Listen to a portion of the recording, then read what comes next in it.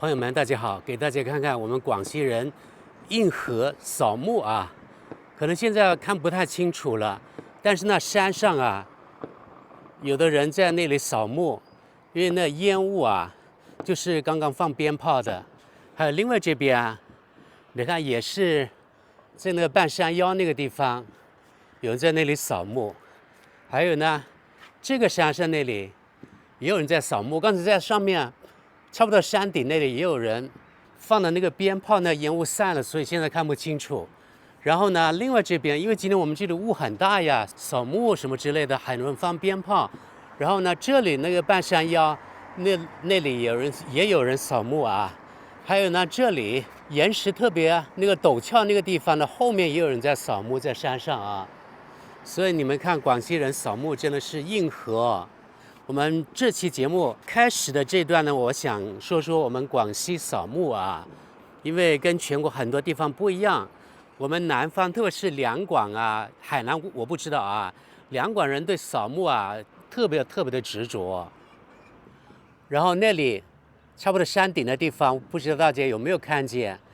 剛才我又聽見放鞭炮了，像打仗一樣啊，對不對？那邊也有人放鞭炮，現在。也是在半山腰，你看那個白煙升起來了。如果在中東，人家以為在打仗呢，或者中東人過來，人家以為我們一直在打仗。這裡啊，其實是放鞭炮、掃墓。你看現在那裡的煙霧更多了，對不對？我的後邊也有，然後這村子中間那也有。朋友們，大家好，我們現在繼續說說我們廣西桂林工程的掃墓啊，特別我們農村啊。對掃墓特別的重視。我們這裡農村呢，一般啊是以每一個家族為單位。比如說，我們這個家族，可能呢現在有20戶人家，然後呢20戶人家一起掃墓，所以呢那個隊伍是浩浩蕩蕩，特別的那個規模特別大。我們是4月4號，也就是前天清明前一天，每一家去1-2個人，把這個祖墳呢，上面很多草呀，甚至有長了樹出來，把它割掉，把它弄清楚。然後呢，昨天是4月5日，全部的大大小小的男男女女的人呢，都去那個墳墓那裡掃墓。一個是上香，然後是燒紙錢，最後呢放鞭炮，然後是放煙花。這是我們工程的操作啊，我不知道你們其他地方怎麼樣。然後呢，我們這裡有的人會拿一些貢品去，比如說什麼蘋果呀，還有的可能比較重要的墳墓呢，會殺一隻那個公雞，還有其他的貢品。你看旁邊還有人在放鞭炮。今天是4月6號了啊。從展示的畫面來看，規模特別大，甚至在一些路上已經形成了堵車，因為人太多了。現在掃墓一般是開車去，因為我們這裡啊。桂林工程這一帶很多地方相對啊，雖然山多，但是比較平坦的，所以呢可以開車去，開汽車或者是騎電驢都可以，也有走路的。我們這個家族一起吃飯，一般是管2頓啊，中午還有晚上，而且費用是平攤的啊，是按每戶人口，也就是按人丁來分攤費用。至少在我們這個家族啊，上墳要花4天時間。據我們的族譜說啊，來歷可以追溯到300-400年前，也就是明朝的時候。可能很多人以為我們廣西人是南蠻子，是原住民，對不對？其實這是非常錯誤的。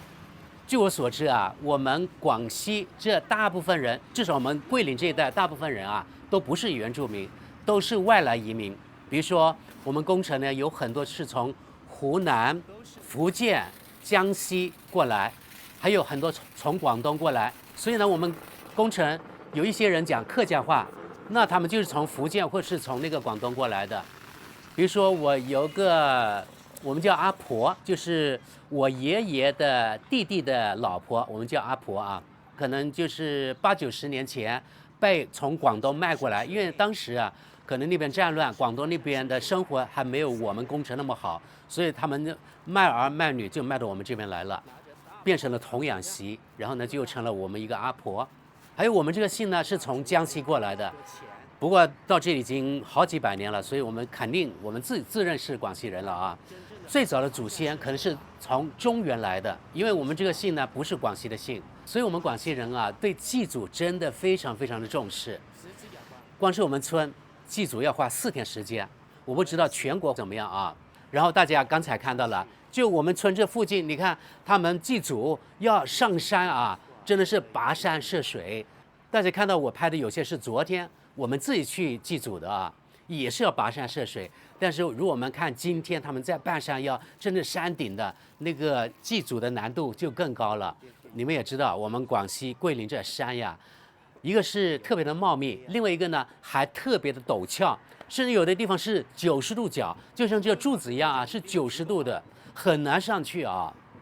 另外，不光是人上去啊，你還要背東西上去啊，還有那個祭祖的工具啊，所以掃墓啊，在我們廣西人這裡呢是非常繁重的任務。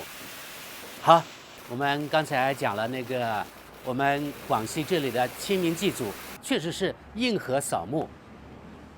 好了，接下來呢，我想說說咱們說的第二個話題。最近呢，我有一位歐洲那邊荷蘭的朋友來我們恭城農村。因為他想看看中國的農村到底怎麼樣，他在這裡待了2天，然後呢，我帶他到處看來看，騎那個電驢啊，每個人騎一輛電驢，然後穿村過寨，給他看一下真正的廣西恭城的農村，他感到特別的驚奇，因為我告訴他，我說啊，廣西在中國是屬於經濟比較落後的，大概倒數第5左右吧，他感到不可思議，他說你們這裡怎麼能說窮呢？你看你們這裡啊，農村每家每戶有自己田地，每家每戶有1棟房子。他說他還看見了很多那個房子前面還停了有的1輛有的2輛這個汽車。他說你們這裡看去不窮啊。我說廣西啊，如果你不信你去查查，確實是我們中國比較貧窮的省份。然後他就說那這貧窮是相對的，他沒覺得我們這裡貧窮。他說我沒有覺得你們這裡有多貧窮，我覺得你們這裡的人生活還挺好的。他還說呀，我走的地方到處看見很多走地雞，然後呢，你們有新鮮的蔬菜啊、水果啊，這怎麼能算窮呢？荷蘭人是屬於全世界比較富裕的，他來我們廣西看到之後，沒有覺得我們廣西人窮，而我們廣西人自己覺得確實在全國不富裕啊，對吧？中國人肯定認為，大部分人認為廣西是很窮的、邊遠的省份，然後呢是愚昧的省份，對不對？我發現很多人啊，特別是什麼上海的啊、北京那種一線城市的人，好像以為我們廣西還沒有通電一樣。Wenn ich denn hier komme, dann bin ich wirklich eifersüchtig, dass es hier in China schon so weit sind mit, ja, zum Beispiel Elektrifizierung der Wagen oder auch dem Eisenbahnnetz. Das ist Wahnsinn, das ist sehr gut. Was ich sehr, sehr mag, ist die kleinen Grundstücke, dass jeder so ein kleines Stück hat und bearbeitet, dass es so viele Familienhäuser gibt. 廣西 ist eine arme Provinz, letzten 5. Platz in China. Man kann nicht vorstellen, dass es eine arme Provinz ist. Und auch wenn man rumguckt, die Häuser sind schön, überall wird neu gebaut, sind viele Autos, also es sieht sich aus, wie dass die Leute ein gutes Leben haben. Also arm ist ein relativer Begriff. 今天說的第3個話題是昨天我們清明掃墓，然後呢，我們會餐之後呢，另外一個30多歲的人，一個堂弟啊，在我們家喝茶，因為吃飽飯之後呢，聊天嘛，在喝茶。跟他聊天的時候，他講了一句話，輕描淡寫，但是呢，讓我感到特別的驚奇。他說這2年沒有前幾年錢好賺。他說啊，前幾年耍半年，然後呢做半年的事，下半年呢特別忙，有的時候呢幹活幹到午夜，但是上半年特別的好耍。這耍就是閒的意思。我們這裡的廣西還有四川這一帶，這耍不是普通話那個耍啊，我們廣西的耍就是很閒的意思，很好玩的意思啊。他說前幾年下半年有的時候1個月2萬多塊錢，耍半年做半年，然後呢就可以過得比較衣食無憂，蓋了自己的房子，買了一輛車。如果他老婆也有點收入的話，其實一家人還是挺好過的。然後他对我說，雖然現在經濟比較困難，但是如果是想做事，還是不錯的。比如說他現在就去廣東那邊去幫人家那種養豬場，說好像去幫他們建那個圍欄吧，就養豬場那種圍欄，從一個養豬場到另外一個養豬場，一天他說有200-300塊錢。如果他一個月只做20天，那就有6000塊啊，對吧？如果做滿就有9000塊錢呢，而且是包吃包住啊，住的是老板提供的，吃的也是老板的，而且不用交稅。在中國，像這種農民工是不用交稅的，也就是說，他到手的就是他的純的收入啊。所以他說，其實，在農村如果不懶，糊口是不成問題的，這是他的真心話。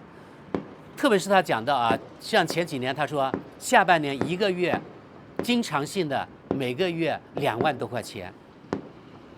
如果是2萬多塊錢，那就相當於歐元3000歐元了。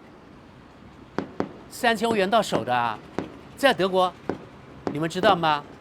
全職職員稅後的中位數是2450歐元左右，不到2500。而這個人，我的一個堂弟，他說前幾年錢好弄的時候呢，每個月，當然是不是每個月都有那麼多啊，就是下半年很忙的時候，他每個月有3000歐元，讓我特別羨慕。還有說到收入啊，像我這個年紀的人，我們國內的那些發小啊、同學，女的已經退休了好幾年了，因為女的55歲退休，而我有不少的那個同學發小，女性啊，她們已經退休2年、3年了，有的可能年紀讀書的比我大1-2歲，就退休更多了啊。我這個發小跟我那個初中和高中都是同班的，她已經退休2年了，一個女的，每天。他现在幹嘛呢？他的兒子還沒有結婚，然後他每天特別的忙，安排的滿滿的，上午散步，或者是去打太極拳，然後呢去下圍棋，還有去上什麼老年大學的什麼興趣班，反正安排的滿滿的。你們知道嗎？他每個月，他是老師啊，中學老師，初中好像吧。退休之後，你們知道嗎？他每個月在我們廣西，退休金有多少？而且是拿到手的呀。不用另外花錢買那個醫療保險的那種，每個月他說8000多塊，我的天吶，我聽到之後特別羨慕，8000多塊就是1000多美元了啊，1000多歐元，8000多塊就是1300美元，歐元就是1200歐元左右，或者是1100歐元，反正挺多的啊。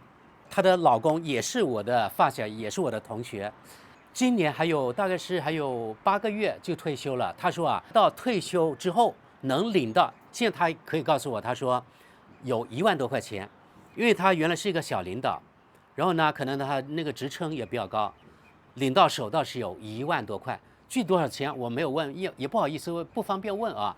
你看後面那裡差不多山頂了，有人在掃墓啊，那個山腳大概有500米的那個相對高度，也就是這個人掃墓肯定要爬400米的那個山。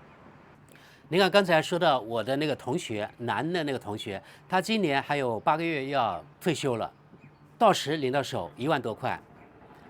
他的1萬多，我估計呢，肯定12000到15000左右，对不对？否則他不會說1萬多，保守估計12000或者15000，那就有歐元1500歐元到差不多2000歐元，1900歐元左右。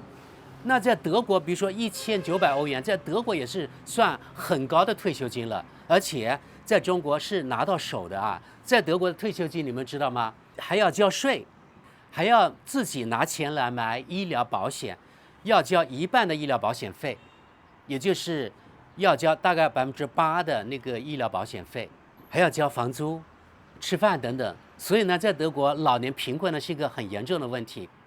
這就是我了解到的啊，這次讓我感到特別的驚奇啊！我的同學發小他們退休金啊那麼高，說來我真的慚愧啊！我在德國呢，我自己只交了11年的那個養老保險，所以我到我退休的時候拿到手，按照現在那個計算650歐元，也就是只有5000多塊人民幣，5000多塊，還沒有我國內我們工程的老同學他們那麼高，甚至不到他們的一半。說起來特別可憐，對不对？這沒辦法呀，這個30年河東，30年河西呀，我特別羨慕他們。說真的，當然呢，我在德國那邊，通過自己的那個努力啊，自己的計劃買了幾套房子，到時啊。我就是希望呢，把我的房產拋掉，然後呢，用那個收入、那個變現來給自己養老。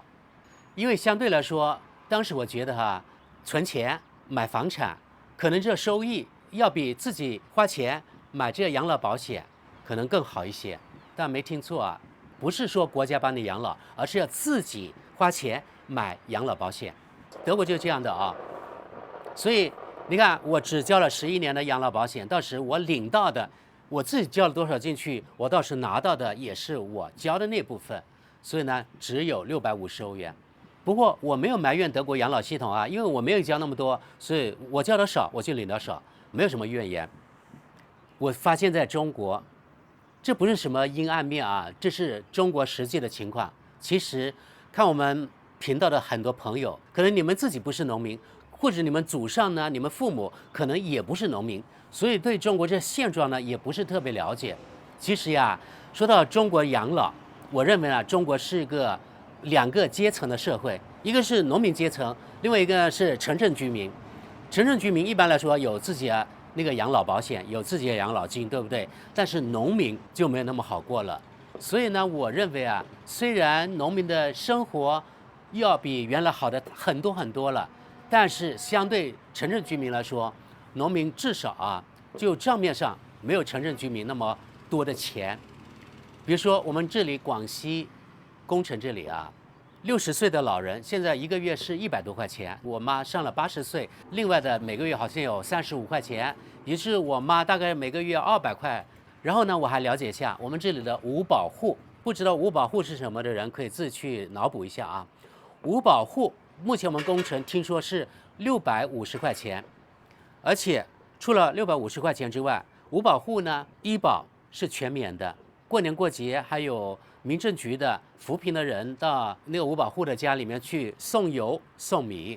其實現在在農村，很多人還是羨慕五保戶的，因為五保戶的待遇啊，要比普通的有兒有女的那些60歲以上老人更好一些。